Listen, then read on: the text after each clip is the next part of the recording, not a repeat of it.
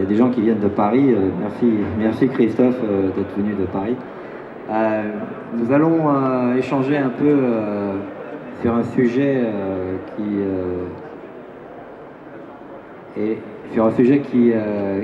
en tout cas m'intéresse personnellement et nous intéresse en tant qu'SBLM au premier plan, qui est le sujet de la finance vertueuse dans le cadre d'une Smart City sociétale et solidaire. Et alors, avant d'entamer le sujet, je vais demander à nos invités intervenants de se présenter brièvement. Alors, je passe le micro. Bonjour, Christophe Auger. Donc, je fais partie d'un groupe immobilier qui pilote une plateforme digitale de petites annonces immobilières. Donc, c'est là que c'est une clé d'entrée sur la Smart City. On a 500 000 annonces publiées de petites annonces immobilières, du neuf, de l'ancien. Et cette plateforme, elle a l'originalité, c'est qu'elle a tous les concurrents, tous les groupes immobiliers concurrents sur le marché français, actionnaires et sponsors. Voilà, donc je ne vais pas faire de pub, mais et donc on fait aujourd'hui 30 millions de chiffre d'affaires et on a 12 000 clients agents immobiliers. Et on a la particularité d'avoir une carte 3D et des modélisations 3D sur le site. Et c'est là où les sujets de Smart City nous intéressent beaucoup. Voilà. Super, merci Christophe. Johanna, tu peux te présenter en quelques mots, s'il te plaît? Bien sûr, bonjour. Je suis Johanna Folia, je suis éditrice d'un magazine qui s'appelle Wealth Monaco, qui est un magazine digital sur la finance durable. Et je suis également consultante en finance durable sur la principauté. Voilà. Super, merci beaucoup Johanna. Raoul? Oui, bonjour, Raoul Arvengas. Je suis un ancien de Engie, anciennement Gaz de France, où j'ai fait une carrière d'investissement à l'international et en France, et aussi une spécialisation après dans le domaine des startups avec la création du fonds Énergie New Venture. Je suis consultant en matière d'innovation et de financement de l'innovation. Merci Raoul. On va également donner la parole à Eric. Eric, est-ce que tu nous entends? Oui, parfaitement. Bonjour Dominique, merci. Donc Eric Lagrange, moi je représente le pôle de compétitivité Cap Énergie, donc plutôt un institutionnel qui est spécialisé dans la transition énergétique et qui anime l'écosystème de 580 membres en région sud. Justement Eric, puisque tu as la parole, je te propose de la garder. Je la garde. Comment toi, à Cap Énergie, tu aides, je dirais, l'entrepreneuriat et les entrepreneurs et comment tu travailles en relation avec le monde de la finance? Quel est le lien que tu fais et quel est le lien vertueux que tu essayes de faire entre ces deux écosystèmes? Oui, alors quand on a un petit peu préparé la séquence, on s'est dit que finalement parler de système financier vertueux, c'était bien de l'aborder par l'angle du projet. C'est ce que fait Cap Énergie en animant tout un écosystème autour de la transition énergétique. Donc nous aujourd'hui, un projet pour qu'il soit vertueux et qu'il bénéficie d'une finance vertueuse doit présenter un certain nombre de caractéristiques. Le projet doit être innovant, doit présenter également un aspect industriel et un fort pouvoir de réplicabilité. Voilà, c'est ce qui fait que finalement aujourd'hui, les entrepreneurs que l'on accompagne sur les projets, nous avons labellisé plus de 800 projets pour pouvoir finalement obtenir près de 560 millions d'euros de fonds. Voilà. Et ça a pu être possible, ça a été rendu possible par le fait que finalement, on a fait matcher des projets vertueux verts avec une possibilité d'accéder à du financement public-privé qui eux-mêmes sont caractérisés vertueux. Voilà. Est-ce que à Cap Énergie, et plus particulièrement toi, est-ce que tu travailles sur le fait, je dirais, de mettre en relation les bons projets et les bonnes personnes avec la bonne typologie de financeurs possibles? Est-ce qu'il y a cette dimension-là humaine dont tu tiens compte? Bien sûr. Alors je le disais, Cap Énergie, en fait, c'est 580 membres, de la start-up jusqu'au grand groupe, mais alors la particularité, on a aussi des financiers dans notre animation et au sein du pôle. Donc on va retrouver les grands financeurs publics comme la BPI, la Banque du Territoire, mais on va également trouver des business angels, donc avec des plateformes de networking où on met en relation en fait les porteurs de projets membres de Cap Énergie avec ses capacités, ses possibilités de financement. Et puis tout récemment, nous avons accueilli dans le pôle Cap Énergie des grands groupes bancaires traditionnels qui sont eux aussi en recherche, non pas forcément de business, mais de mise en relation et d'acculturation de leur manière de communiquer auprès de leurs propres clients sur ces éléments de finance verte. Donc on apporte aussi finalement une formation aux grands organismes bancaires sur la manière dont il faut présenter les dossiers et les qualifier au travers des fameux critères qui pourraient être critères de la finance dite vertueuse. Donc tu sers également un peu de trait d'union au bon sens du terme entre ces deux mondes. Tout à fait. Les membres du pôle font beaucoup de networking au travers d'animations que l'on peut conduire quasiment chaque mois. Et effectivement, se nouent des partenariats assez spécifiques sur des projets très innovants et qui contribuent en fait à cette transition énergétique. Super, écoute, merci. Raoul, qu'est-ce que tu peux nous dire, toi, sur ta vision de cette finance vertueuse, toi qui as participé au montage du fonds de Engie et après Gaz de France? Oui, d'ailleurs ce fonds est un exemple de ce que peut être une finance vertueuse, c'est-à-dire quand vous avez une grande entreprise qui tout d'un coup se dit d'une part je dois participer à ce mouvement et d'autre part je dois essayer de trouver les idées qui ne sont pas forcément chez moi, qui le sont de moins en moins d'ailleurs parce qu'en fait il y a une telle ébullition en termes d'innovation dans ce domaine qu'il serait quasiment impossible à une grande société, une grande entreprise comme Engie ou EDF ou tout autre, de véritablement d'avoir en son sein toutes les idées qui surgissent actuellement en la matière. Donc ce sont des outils qui sont très utiles justement pour détecter et éventuellement faire des partenariats. Il y en a eu de nombreux sur ce sujet. Bon, il y a d'autres outils aussi en matière de finance vertueuse. D'abord la finance c'est toujours un peu embêtant, mais la finance c'est un outil. C'est pas spécialement c'est comme un moteur de l'économie et donc ce moteur on peut lui faire beaucoup de choses. Donc on essaie aujourd'hui qu'il soit un petit peu moins vertueux, un peu plus vertueux et qu'il pollue un peu moins. Parce que donc c'est quand même le sujet principal. Et pour ça, bon, on a développé quand même, la finance a récemment développé beaucoup d'outils.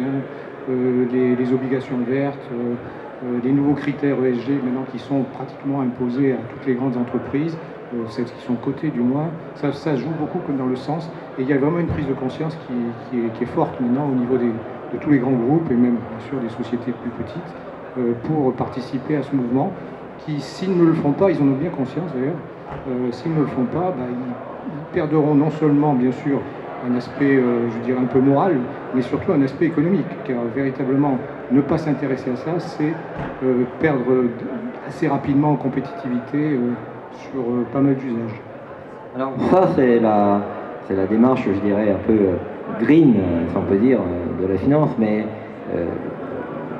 l'aspect vertueux au sens culturel du terme entre le grand groupe et l'entrepreneur. Est-ce que tu peux nous en dire deux mots? Parce que toi, tu as vécu le fonds de fonds, tu as vécu la relation avec les entrepreneurs, tu as vécu la relation avec les fonds de capital risque. J'aimerais que tu débattes un petit peu sur le sujet de l'aspect vertueux au sens relationnel entre ces deux typologies d'animaux, si on peut dire.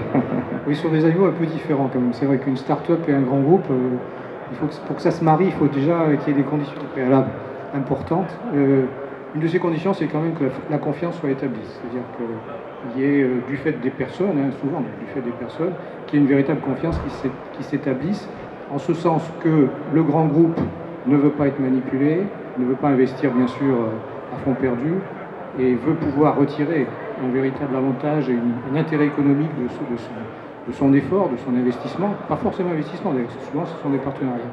Et inversement, bien entendu, la start-up qui a sa vie propre et son histoire ne veut pas être engloutie, quelque sorte, dans le grand groupe, sans espoir. C'est cependant ce qui se passe souvent. Je veux dire, dans le domaine aujourd'hui du digital, on voit très très bien les grands du digital, comme les 4 grands, les 5 grands, ils avalent des start-up Et c'est pas du tout pour une culture qui doit se rapprocher. Non, c'est juste pour avaler et pour pouvoir maintenir une domination de marché, c'est pas la même chose. Dans le cas de l'énergie, de l'environnement, non, c'est très différent. Il y a vraiment un besoin d'une confiance qui s'établisse. Alors elle s'établit pas. Hein. On a vu des cas où ça s'est mal passé, malheureusement ça se passe. Il y a aussi beaucoup de cas où, après un chemin ensemble, start-up et grands groupes se séparent, mais chacun ayant tiré un avantage du partenariat qui a duré. Ils se séparent à la fois commercialement et économiquement, soit par des reventes de parts, des rachats, tout ça. Donc il y a plusieurs formules possibles. Là encore, c'est la confiance qui fait la différence. J'ai un cas que j'ai vécu récemment. Est-ce que tu penses qu'un grand groupe qui investirait dans une start-up serait capable de supporter le fait que cette start-up puisse commercialiser mondialement à d'autres grands groupes concurrents de ce même grand groupe qui investit dans cette start-up? C'est un des cas difficiles, ça. C'est un des cas. J'ai pas l'habitude de poser des cas faciles. C'est un des cas délicats, c'est clair. En général, le grand groupe, il n'aime pas trop que ce qu'il fait et les efforts qu'il fournit avec cette start-up profitent à ses concurrents. Néanmoins, il faut se méfier. Parce que si on fait ça de façon trop systématique, on finit par fermer l'innovation et la rendre, je dirais, hors du marché. Puisque finalement, si seul un groupe possède cette innovation, les acheteurs potentiels de cette innovation vont dire oui, c'est bien gentil, mais enfin si je choisis cette innovation, je me marie avec vous. Je n'ai pas forcément envie de me marier avec vous parce que vous avez des concurrents et je voudrais quand même en profiter. Donc c'est un jeu un peu subtil. Et ça, c'est ce que nos amis américains ont bien compris, puisque depuis déjà plus d'une vingtaine d'années, on parle de coopétition, oui.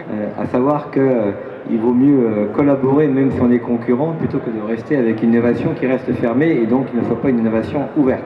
Exactement.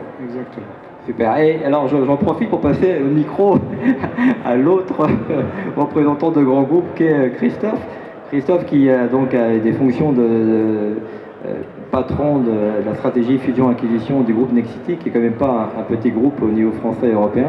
Christophe, quel est ton point de vue là-dessus? Non, je rebondis sur l'équilibre subtil à trouver, puisque nous, en tant que grand groupe, on a accepté justement de mettre en risque quelques capitaux au bénéfice de toute une profession. Et donc, mon job, c'est celui que j'incarne aujourd'hui, c'est de trouver le bon équilibre entre une équipe start-up qui porte la technologie, alors ça peut être plusieurs équipes, il peut y avoir des rachats, mais c'est un écosystème start-up, des industriels concurrents qui des postures dominantes, qui n'aiment pas beaucoup effectivement aider les autres, mais qui se rendent compte que sur certains sujets, là où il y a les GAFAM notamment, ou des gros investissements, il vaut mieux.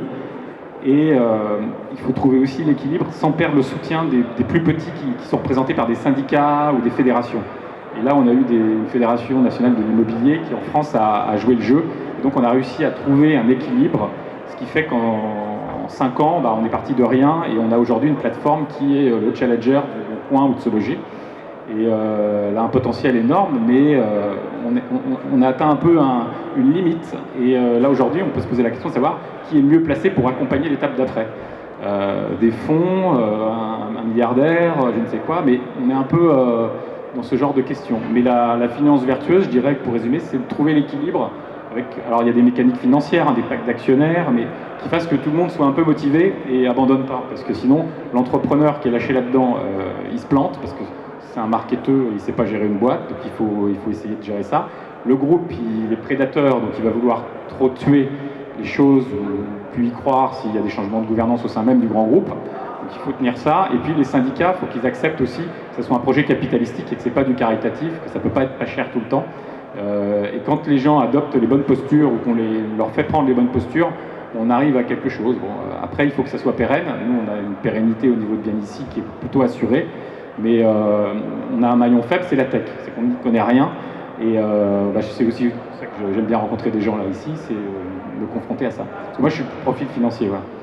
Mais c'est ce que tu vis toi-même, puisque oui. Tu as été un des cadres dirigeants du groupe Nexity. Maintenant, tu es un intra-entrepreneur en tant que président de la holding financière du groupe.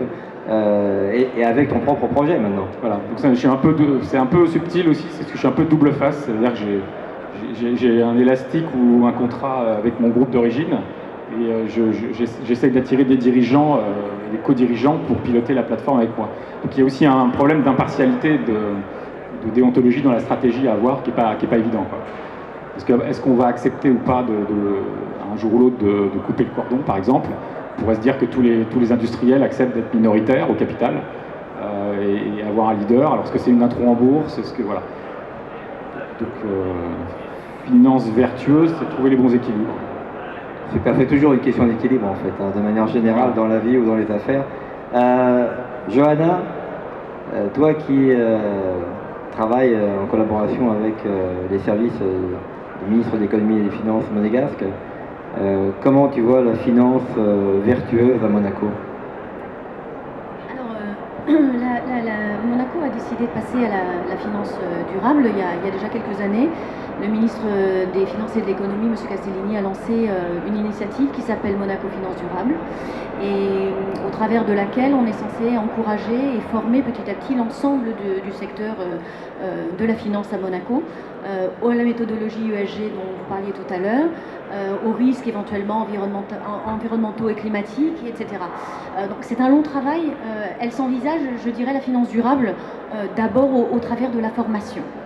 La formation, ça va être notre premier point d'ancrage pour essayer de faire en sorte que l'ensemble des acteurs puissent se former, comprendre les risques, encore une fois, et les avantages aussi. Donc ça veut dire se former en amont, au niveau de leur méthodologie, leurs critères de sélection, éventuellement leur positionnement stratégique au niveau justement du capital risque. Ça c'est assez nouveau pour certains, mais on y voit aussi un avantage parce que ce sont les acteurs aujourd'hui de la transition énergétique, numérique, etc. Donc c'est les former à tout ça et c'est former également ceux qui vont vendre aux clients les produits financiers. Donc c'est déjà une longue étape. C'est la première étape à Monaco. Ensuite, on a à Monaco le système, bien sûr, on a les véhicules financiers après, qui sont malheureusement moins concurrentiels que les véhicules qu'on va trouver justement les SICAV sur le Luxembourg. Donc on doit gérer ça également à Monaco, faire en sorte que on encourage la finance à passer à la création de fonds ou de véhicules sans avoir parfois les avantages d'autres pays ou d'autres places financières. Pour ce faire, il faut qu'on ait une expertise. Et l'expertise à Monaco, elle est dans différents secteurs et moi je travaille principalement sur celle du bleu. Et donc c'est vrai qu'on essaie aujourd'hui de montrer ce que l'on sait au niveau de l'économie bleue pour les amener à créer des véhicules financiers qui vont intéresser les clients parce qu'ils ne les trouveront pas ailleurs. Monaco était le premier avec les fonds environnementaux. Le premier, je crois, était de 96, mais réellement de 2003, on retrouve les premiers fonds environnementaux qui ont été faits en Europe et en tout cas venaient de la place monégasque. Super, merci. Alors on a le plaisir d'avoir Laurence aujourd'hui avec nous, qui est responsable de la chaire Smart City et éthique. Si je ne m'abuse. Philosophie et éthique, pardon. Laurent, comment penses-tu que la finance puisse vertueuse, donc comment tu vois cette démarche-là au niveau sociétal, de ton point de vue? Alors c'est vrai qu'en philosophie, on a souvent tendance à opposer la finance et puis l'humain. C'est une tendance immédiate. On regarde les philosophes anciens, ils en sont à cette dichotomie. Mais le philosophe moderne est quand même celui qui comprend que la finance, c'est quand même un des piliers qui soutient le tout. Et qu'il ne peut pas y avoir d'innovation sans qu'il y ait derrière des marchés, des gens qui souhaitent non seulement entreprendre, mais qui peuvent aussi d'autres financer ceux qui veulent entreprendre. Donc c'est toute une chaîne de causalité différente qu'il faut comprendre. Par contre, ce qui interpelle en philosophie, c'est de se demander comment justement cette chaîne peut être vertueuse et non pas simplement au service d'une pure innovation. Je vous ai entendu parler de la technique comme puissance et comme pouvoir. Et en fait, la grande fragilité, elle est là, c'est qu'il y a des antagonismes presque opposés entre le vouloir faire bien et le bien faire.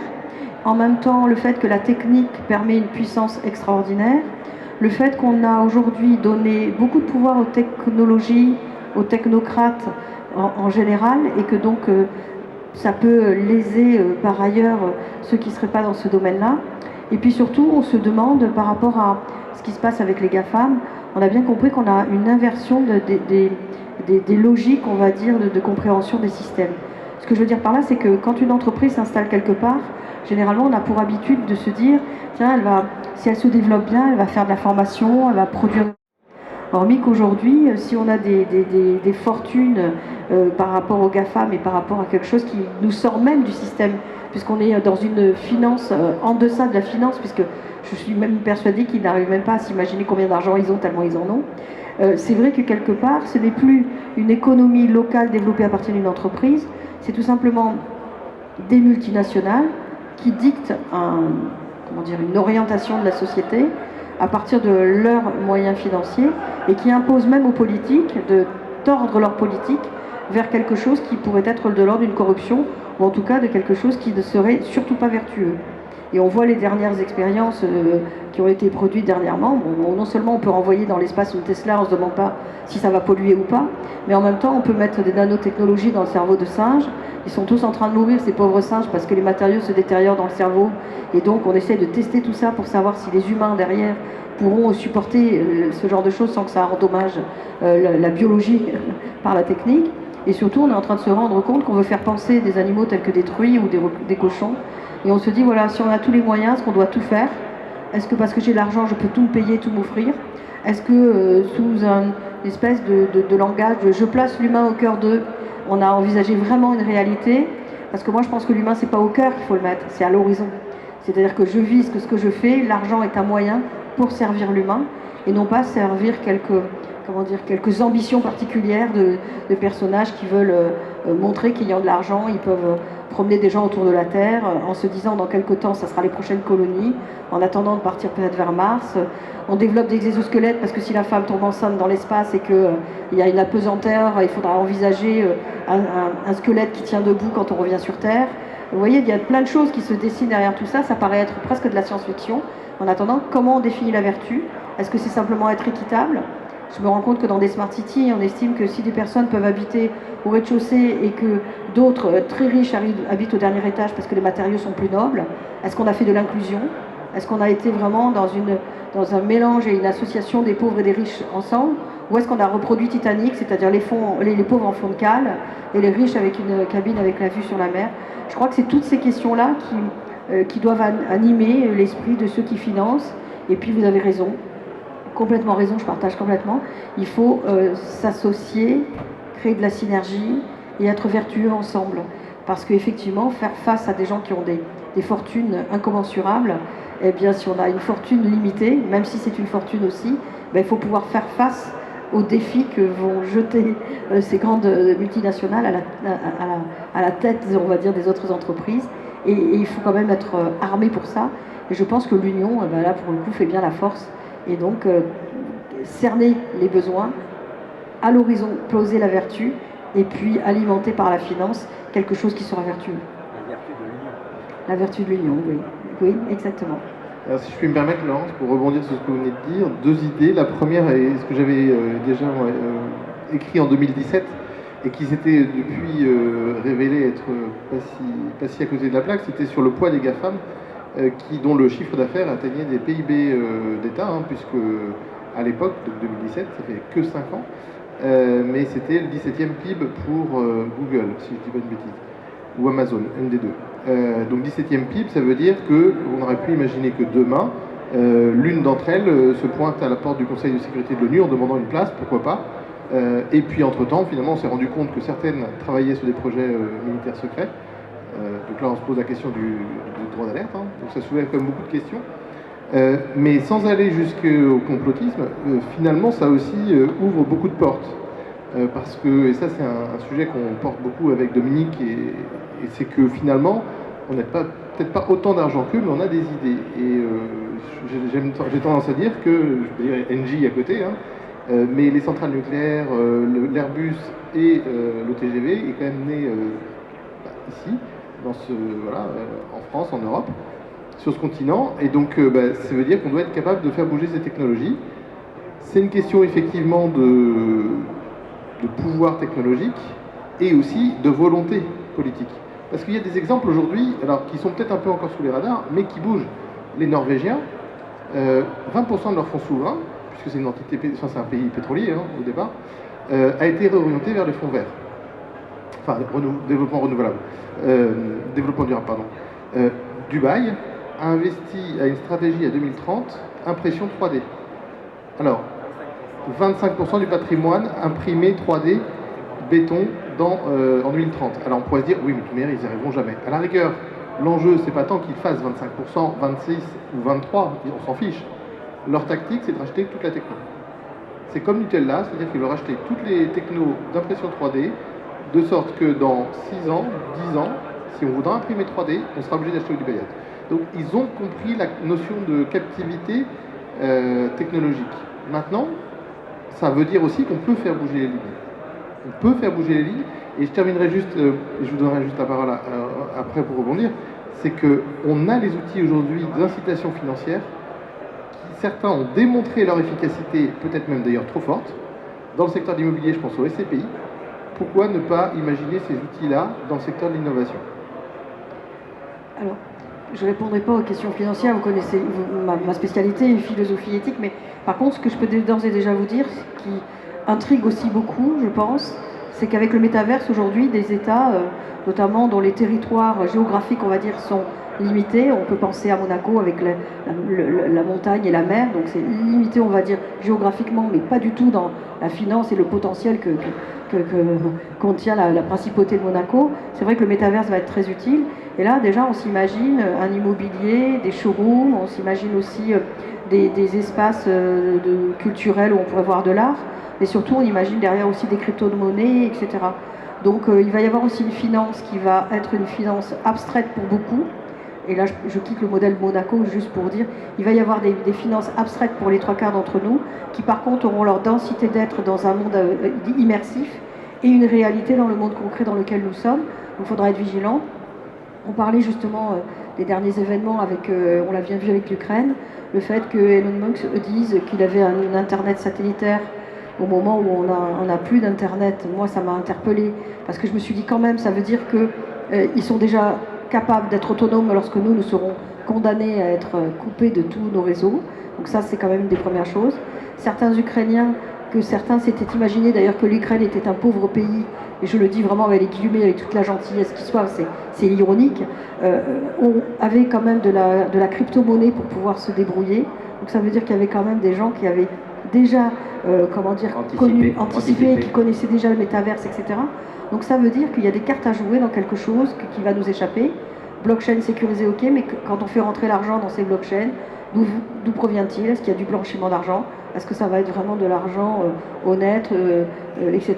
C'est des questions que se posent beaucoup de personnes vis-à-vis de ce métaverse qui intrigue, inquiète, fascine, et puis fait dire aussi n'importe quoi, parce qu'il y a aussi du n'importe quoi. Donc je pense qu'il faut aussi imaginer ce monde avec ces technologies, et puis l'évolution des technologies qui amène à aussi un autre pan de la finance qui est peut-être pas évident pour tous, mais qui a déjà son effectivité dans le monde réel.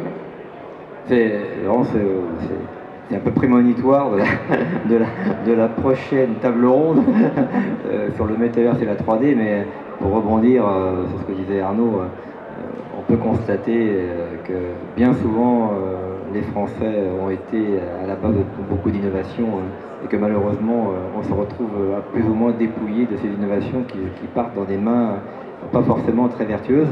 Mais pour revenir sur le sujet du métaverse, pour rebondir sur ça, je sais que Johanna, tu as de l'intérêt pour ce sujet qui est lié aussi à la finance et à la crypto et à la blockchain. Qu'est-ce que tu peux nous en dire, quelques mots par rapport à ton intérêt propre et l'intérêt éventuellement de Monaco, oui.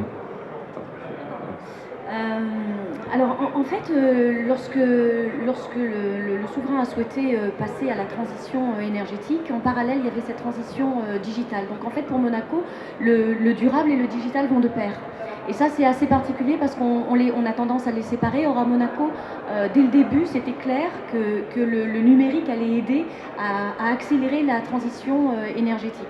Et c'est ce qui s'est passé. On a eu donc d'un côté Extended Monaco qui était la programmation de tout ce qui était donc la transition énergétique numérique d'un côté, et puis de l'autre côté la MTE, la mission de la transition énergétique, qui elle favorise cette transformation énergétique et écologique dans l'infrastructure principautés. Et on retrouve par exemple la dématérialisation de tout ce qui est services publics, des transports, de l'éducation, de la santé à Monaco. Tout ça sont des départements qui ont permis d'accélérer cette transition avec justement les informations par exemple pour les pendulaires des places qui sont existantes aujourd'hui où ils peuvent se garer, d'une facilitation au niveau de tous les transports, ce genre de choses. Donc en fait, à Monaco, les choses vont de pair. On n'est pas passé encore véritablement au niveau des systèmes de paiement numérique. On a un ralentissement à ce niveau-là, notamment du fait qu'on n'est pas sur la carte de toutes les sociétés de paiement en fait. On n'a pas de banque en ligne à Monaco. Donc on a un système qui est très différent. La crypto-monnaie serait éventuellement la première qu'on pourrait adopter, avant même les systèmes de paiement numérique. Et pour ça, on a le SICFIN qui travaille énormément pour la lutte anti-blanchiment. Bon, il y a quand même beaucoup de fantasmes au niveau de la crypto et du blanchiment, puisque la plupart s'est fait pendant des années avec des valises de cash. Donc je ne pense pas qu'on ait attendu la crypto pour en effet faire du blanchiment d'argent. Mais par contre, on est préparé de plus en plus à ce que l'entrée de la crypto à Monaco soit travaillée en amont par le gouvernement et le SICFIN. En amont, vous travaillez à une démarche structurée, active pour avoir ce phénomène vertueux qu'on devrait avoir. Oui. Et toi, Christophe, qu'est-ce que ça t'amène comme réflexion, encore une fois, sans aller sur le sujet qui va suivre, mais le métaverse, toi qui es quand même un professionnel de l'immobilier, comme tu disais, ça peut faire un peu peur, mais néanmoins, ton propre avis. Je suis un peu perplexe encore sur ça, sur le sujet. Pourquoi ? On a des équipes internes à qui on challenge pas mal sur le sujet, et alors ils nous font le coup de oui, mais il y a Second Life qui existait, et voilà, bon, il y a Facebook qui a allumé les feux là. Ce que tu dis sur Second Life, il y a je sais, il en a parlé tout à l'heure, c'est pour ça que je vais faire attention. Non, mais nous, on fait 15 millions de visites par mois, on fait la moitié d'un des leaders qui se logeait, et ne me remonte pas des grosses demandes là-dessus. Enfin, on peut mettre à disposition de la 3D ou des univers, mais je sens pas ça aujourd'hui. Alors il y a les communautés de gamers qui effectivement sont naturellement orientées là-dessus, mais après ce métaverse ou ces métaverses peut-être il faudra les animer. Et voilà, je suis un peu perplexe parce que évidemment quand on annonce les chiffres des moyens que met Facebook à disposition de tout ça, c'est impressionnant. Mais nous, par rapport à nos clients, agents immobiliers, et par rapport à la réalité du terrain, on en est encore loin. Et alors après, du coup, je me dis, je suis trop vieux, ça va pas du tout. Donc je vais aller voir les jeunes, et je vais voir des plus jeunes. Et certains, qui pourtant, par exemple, un entrepreneur dans le digital, ils sont aussi un peu dubitatifs encore, quoi. Voilà. Puis alors après, si on actionne, on se dit oui, mais tout le monde dans le métaverse, mais il faut combien de puissance électrique, etc. pour alimenter tout ça. Je crois qu'il y a une analyse d'Intel qui a fait une simulation. Enfin, ça fait un peu peur, quoi, voilà. Donc je suis assez, je dirais, perplexe sur ce sujet-là. Mais nous, on est en première ligne, donc il faut qu'on reste attentif. Et moi, je suis preneur de toutes bonnes idées, critiques ou visions qu'on n'aurait pas. Alors, sans pouvoir répondre dans l'absolu, mais plusieurs peut-être clés. D'abord la première, je pense que Sylvain, sur la notion de consommation d'énergie du métaverse, a une première réponse, mais tout à l'heure peut-être tu pourras en parler sur le sujet. Ça c'est par rapport à l'aspect technologique. Oui, on a discuté, je comprends pourquoi. Ouais. Et sur l'aspect usage, ce qui est très intéressant, parce que j'ai eu l'occasion aussi d'échanger avec Patrick pour la préparation du BIM World, à l'occasion, c'était il y a 3 semaines. Finalement, le monde 3D propose de nouvelles options qui ne sont pas forcément vivables dans le réel et permettent de voir les choses différemment. On avait évoqué la notion du handicap, de l'accessibilité ou de choses comme ça. Donc ça, c'est aussi une façon différente de voir les choses. Et puis, ce que tu disais aussi à l'instant, c'est que finalement, c'est peut-être un phénomène générationnel. Les gamers ont aujourd'hui 40 ans. À peu près, c'est ça la ligne de partage. Du coup, jusqu'à maintenant, ils n'étaient peut-être pas suffisamment ouverts à la propriété, puisque il y a quand même un chômage 2008, je vous passe les détails. Et donc, c'est peut-être la prochaine génération qui viendra à la propriété. Et peut-être de manière d'ailleurs différente. On a une start-up là sur le village qui propose un showroom virtuel d'ameublement en 3D métaverse. Donc c'est ça aussi qui est intéressant parce que finalement, ça offre de nouvelles options. capacité à se projeter. On avait hier Manuele qui est architecte de l'intérieur. Ça ouvre un monde infini pour l'aménagement intérieur. Donc c'est pas nécessairement que pour la vente au sens strict du bien. C'est le configurateur Exactement. et la vie, enfin se projeter dans le bien. Ça oui, ça j'y crois assez bien. Et Ça donc existe. ça peut être une première étape dans l'appropriation. Laurence, oui. Oui, puis je crois que, bon, j'ai parlé du métaverse, pas pour vous sortir du cadre du Oui, sujet, je voulais juste vous pour en dire venir. juste pour dire qu'il y avait quand même un impact de cette vision de la modélisation, y compris quand elle est virtuelle et immersive, et qu'elle impacte le réel et le quotidien. C'est pour ça qu'il faut quand même toujours se dire que même dans le métaverse, et même ici dans le monde, on va dire concret, dans lequel nous sommes maintenant et dans lequel nous parlons, toute cette monnaie, toute cette finance, et voire de l'économia, pour pas dire une gestion, tout ça, ça renvoie toujours à des valeurs que l'on projette on veut normaliser les échanges en fait, et pour pas dire les normer, parce que quelque part, moi j'ai toujours à l'esprit, le premier qui parle de la monnaie, c'est Aristote, qui dit un truc énorme, qui ferait rire, mais en fin de compte ça explique bien l'histoire.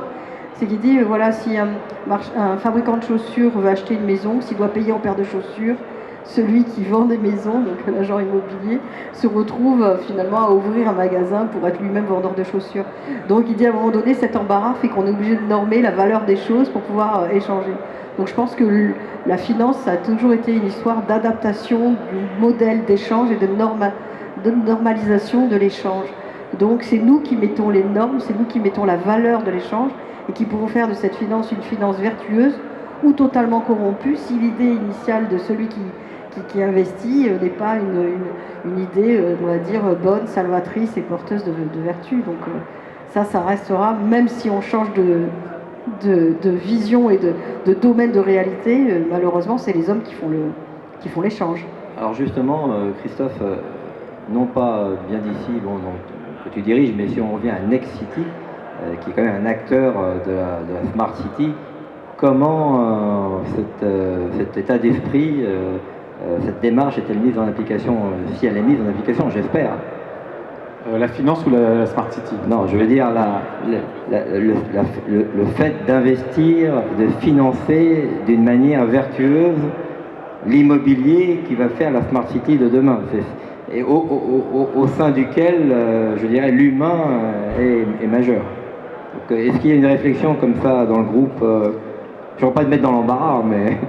Non, mais nous, on achète des terrains, en fait. Donc, on finance pas, on ne considère pas qu'on est financeur en tant que tel, sauf quand on investit dans certaines sociétés ou start-up, mais ça reste relativement, je dirais, anecdotique. C'est un autre métier, quand même. Mais dans le cadre, je dirais, vous achetez des terrains, vous êtes promoteur, dans le cadre de vos relations, je dirais, avec l'ensemble des parties prenantes, où il y a forcément de la finance à un moment donné, est-ce que vous amenez cette notion-là? Est-ce que vous avez cette perception ou pas? Non, moi je dirais que par rapport à tout ça, on a notre directrice générale qui a écrit un truc dans le journal du dimanche, et puis il y a 15 jours, sur... en fait, le sujet, c'est que c'est des échéances, et le problème, c'est qu'on peut toujours rebaptiser le nom d'un ministère, mais le problème, c'est que pour faire bouger les choses dans l'immobilier, c'est lourd, c'est compliqué, et c'est la première préoccupation des Français, pourtant, le budget, logement, etc. Et le système démocratique ne correspond pas du tout. C'est-à-dire qu'on doit voter pour 5 ans, et les politiques ne peuvent rien non plus. Donc en fait, on est tous prisonniers d'un système qui bouge pas, et j'ai pas de solution miracle, mais je trouve qu'on est un peu démunis là-dessus. Dès qu'il faut bouger, c'est long. Donc par exemple, je prends un exemple, dans le cadre de mes fonctions, j'ai pu rencontrer le patron de la FPI, là, et le patron de la Fédération des promoteurs immobiliers, il dit, bah oui, si on veut zéro artificialisation nette, on ne peut pas faire beaucoup en volume, donc ça c'est un sujet. Les maires ont des élus qui veulent peu construire, des électeurs pardon, qui veulent peu construire, donc on est un peu bloqué là-dessus. Alors après il faut travailler sur l'ancien pour le renouveler, comment on le finance, là aussi, et pourtant il y a de l'argent, mais ça va pas assez vite, quoi. Vous, à Monaco, j'ai compris qu'effectivement, sur un immeuble, avec les capacités financières, vous pouviez petit à petit reconstruire sur la ville. Et j'avoue que là, je trouve que la finance est peut-être démunie, ou alors sur la capacité à refaire la ville sur la ville, plutôt que d'aller étaler des lotissements partout, quoi. Merci, je vois qu'il y a Adrien du cabinet Gentil qui est arrivé. Je vais te laisser ma place. Je vais te poser une petite question. Adrien. Adrien, ça va?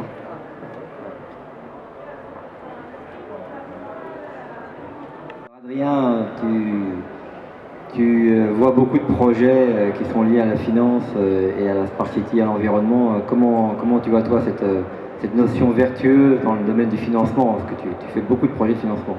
Oui, en tant qu'avocat, j'interviens à la fois pour des investisseurs et aussi pour des banques qui financent les projets en dette bancaire.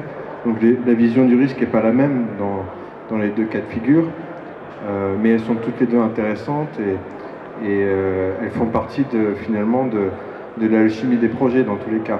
On retrouvera des investisseurs et dans tous les cas on retrouvera des banques qui financent les projets. Donc l'appétence au risque n'est pas la même dans les deux cas, mais ce qui va rejoindre ces deux parties prenantes au projet, c'est finalement l'envie de contribuer à l'effort qui est fait en matière de transition énergétique, en matière de transition environnementale. C'est de se conformer aussi à l'évolution de la réglementation. Il y a une question d'image également qui est très importante. Ça se fait par le biais de différentes orientations qui peuvent être prises. Certains investisseurs, certaines banques souhaitent avoir une empreinte très orientée justement sur le plan environnemental et donc en font leur marque de fabrique. D'autres se mettent simplement en marche forcée pour se mettre en conformité par rapport à des contraintes réglementaires et font on va dire le strict minimum. Donc il y a vraiment des stratégies qui se différencient de ce point de vue-là.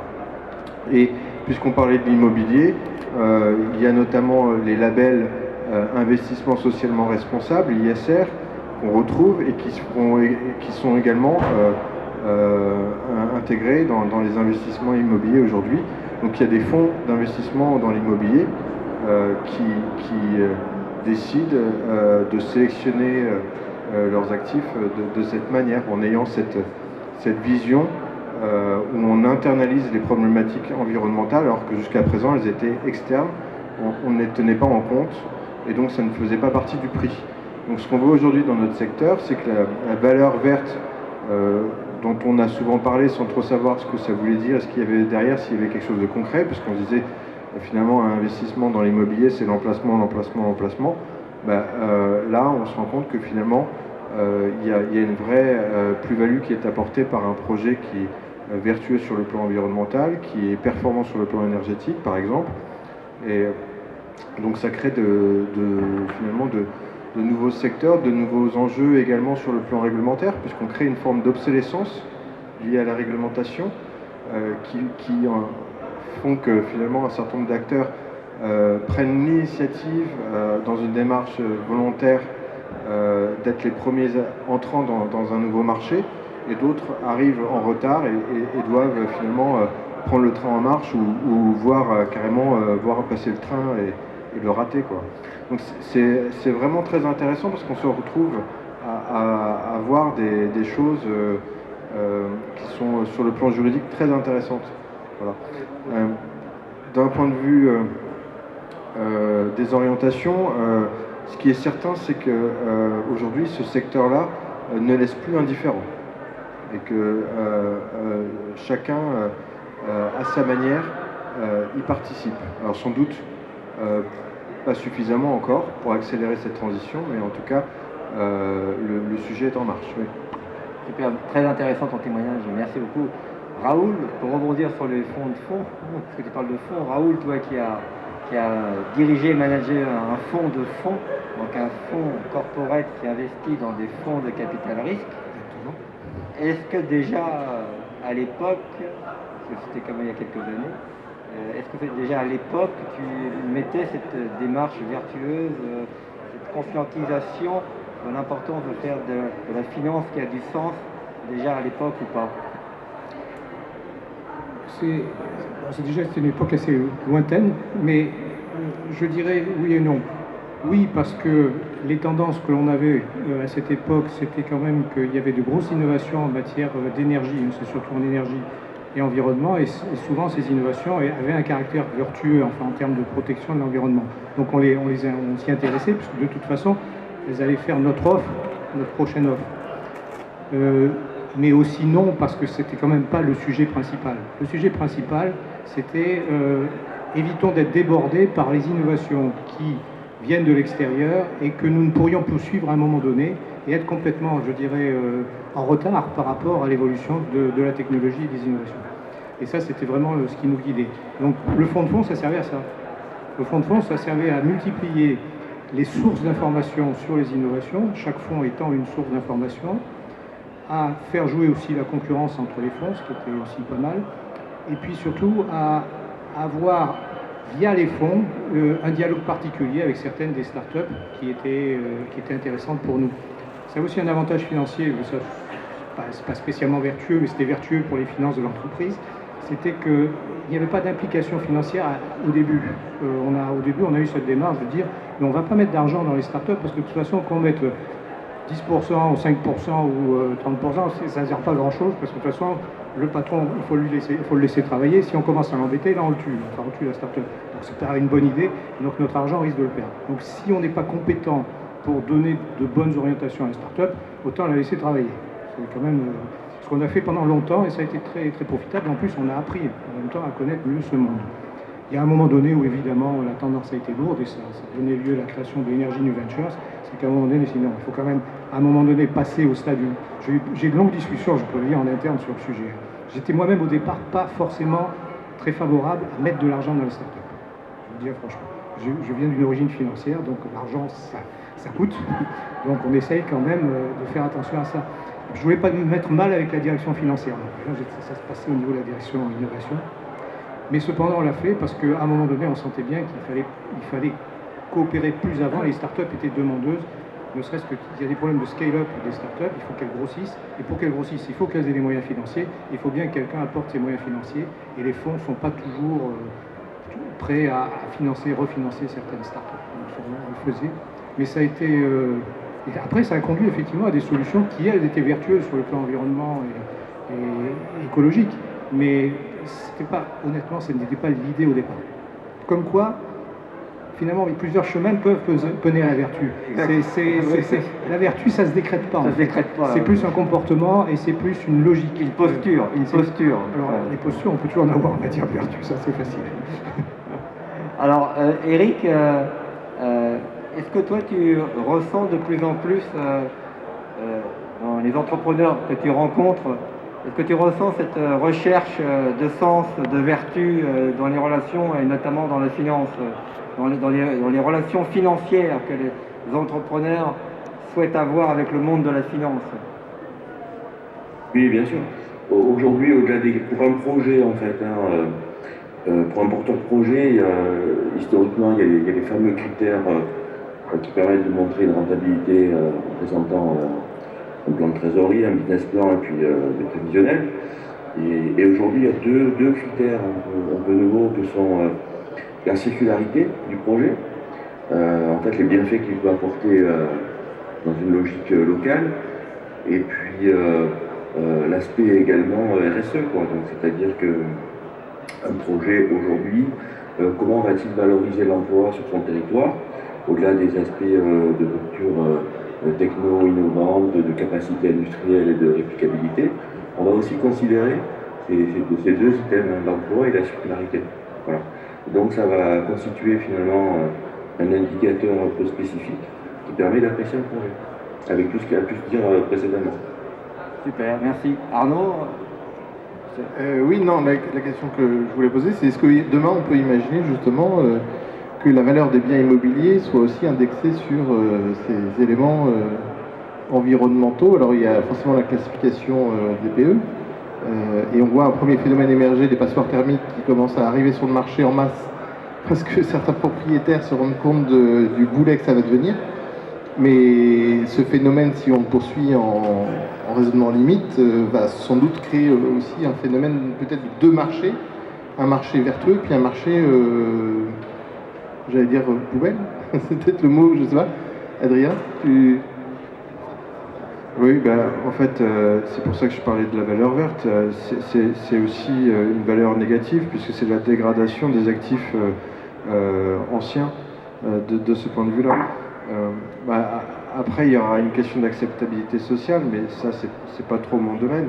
Mais ce qui est certain, c'est qu'en créant ces réglementations, on a créé cette obsolescence qui est très virtuelle en réalité, puisque on aura quand même la possibilité finalement d'occuper, etc. Mais il y a la notion, et ça c'est quelque chose de nouveau également qui est repris dans la réglementation très récente sur la question de la performance énergétique et environnementale, c'est la notion de décence.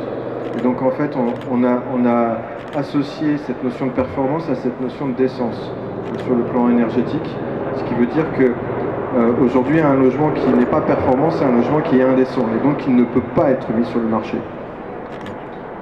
Donc ça va effectivement forcer un certain nombre de travaux en amont pour pouvoir accéder au marché de l'immobilier, que ce soit à la location ou à la vente, et ça se fait par le biais de ces fameux diagnostics qui sont aujourd'hui critiqués et qui l'ont été pendant longtemps parce que peu fiables, etc. Donc derrière, on sent bien qu'il y aura des enjeux qui vont causer un certain nombre de réclamations, de contentieux, etc. sur le fait d'être ou non conforme.